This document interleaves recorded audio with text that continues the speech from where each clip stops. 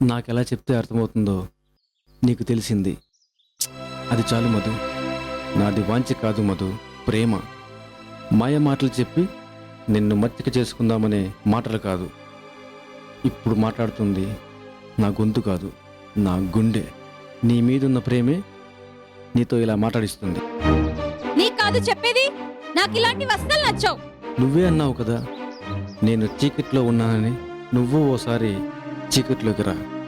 నక్షత్రాలు ఎంత అందంగా ఉంటాయో. మా ఆయనకు తెలిస్తే నన్ను చంపేస్తాడు. నా ప్రాణం వడ్డేసైనా నిన్ను బ్రతికించుకుంటా మధు. నిన్ను నమ్మించడానికి నేనేం చేయాలో చెప్పు మధు. నువ్వు నా ప్రాణం. నువ్వు లేకుండా నేను బతకలేను. నువ్వు తల్లి కావాలి, నేను నీ భర్త కావాలి. మనిద్దరం ఒక్కటవ్వాలి.